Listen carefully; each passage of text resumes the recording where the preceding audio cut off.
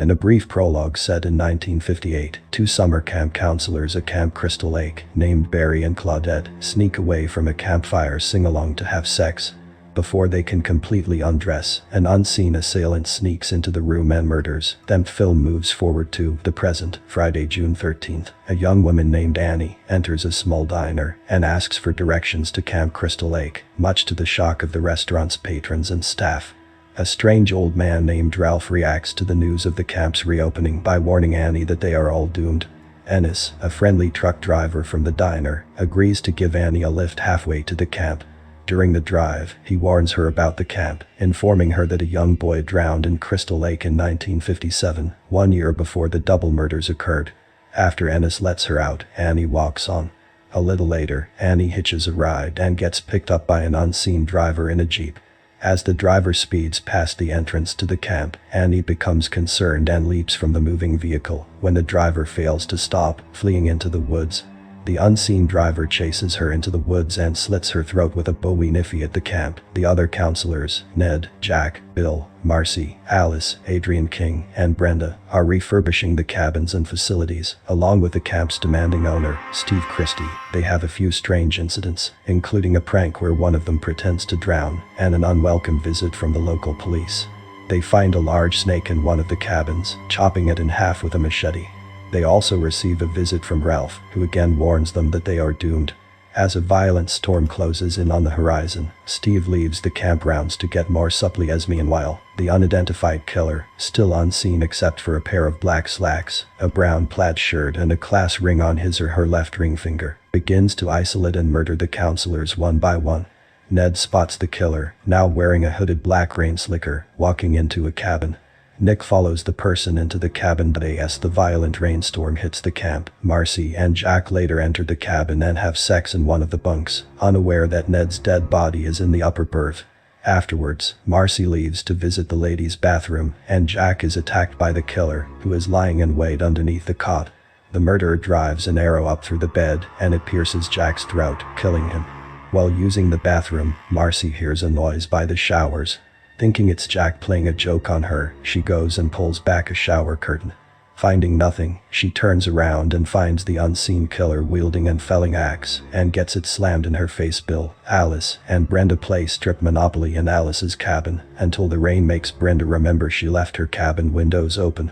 As Brenda settles down to bed, she hears a faint childlike voice calling, "Help me," from the woods. Brenda walks outside with a flashlight in the pouring rain, trying to locate where the child's voice is coming from. She ventures to the archery range where the hooded rainslicker killer turns on the blinding lights at the range, distracting Brenda, who is then killed off screen. Hearing her scream, Bill and Alice go to investigate, but only find the bloody axe, the same axe used to kill Marcy, in Brenda's bed. After looking around the camp, they find nobody and begin to suspect that something is up. Attempting to call the police, they discover the phone lines have been cut and that the cars won't start when they try to leave. Meanwhile, Steve is in town having dinner at a local diner when he goes back to his Jeep for the drive back to Camp Crystal Lake. But during the drive, his Jeep, towing a trailer, gets stuck in the mud off a secondary road. Yet a passing policeman gives him a ride part of the way back to the camp. Steve is let out as the officer gets a call about a car accident in town. With the rain letting up, Steve begins to walk back to the camp alone. When Steve arrives at the entrance to the camp, he is also murdered, apparently familiar with his attacker. When the lights go out all over the camp, Bill goes to check on the power generator, but doesn't know how to operate it or figure out what is wrong. When Bill doesn't return, Alice heads out to the generator cabin looking for him, and she finds his body pinned to a door by several arrows. Now alone, Alice flees back to the main cabin and hides. After a few moments of silence, Brenda's corpse is hurled through a window. Alice hears a vehicle outside the cabin and, thinking it to be Steve, runs out to warn him. Instead, she finds a middle-aged woman who introduces herself as Mrs. Voorhees, an old friend of the Christies. Alice hysterically tries to tell her about the murders. Mrs. Voorhees expresses horror at the sight of Brenda's body, but she soon reveals herself to be the mother of the boy who drowned in the lake in 1957. Talking mostly to herself, she blames her son Jason's drowning on the fact that two counselors were having sex and were unaware of Jason struggling in the lake. She tells Alice that today happens to be Jason's birthday, which Alice begins to worry on where Steve is. Mrs. Voorhees suddenly turns violent and pulls out her Bowie knife, thus revealing the Bowie knife, as well as her class ring on her left ring finger, confirming that Mrs. Voorhees is the killer, rushing at Alice, but Alice uses a fireplace poker and temporarily knocks Mrs. Voorhees unconscious. A lengthy chase ensues, during which Alice flees her attacker and finds Steve's and Annie's bodies in the Voorhees turns back on the generator to the camp and then chases Alice all over the camp in a climatic chase, in which speaks to herself in Jason's voice. She corners Alice in a storage shed, where Alice has found a rifle. Before Alice can load it, Mrs. Voorhees attacks her and slaps her around.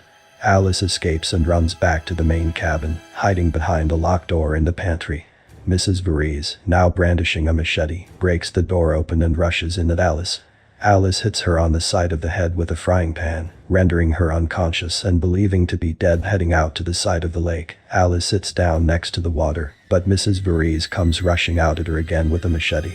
Narrowly avoiding her machete, the two of them then wrestle next to the lake. Besting her attacker, Alice gains the upper hand and finally kills Mrs. Voorhees by decapitating her. Now in shock, Alice gets in a canoe and rows out to the middle of the lake, where she falls asleep. Morning comes, and Alice is still asleep in the canoe. Police arrive and call out to her, and she awakens. As she sits up and contemplates her own rescue, the decomposing body of Jason attacks Alice and pulls her out of the canoe. Just as she is dragged underwater, she wakes in a hospital, where a police officer tells her that they pulled her out of the lake, and that everyone at the camp are dead. When she asks about Jason, the officer informs her they never found any boy. Alice replies, then he's still there, and shows the lake at peace.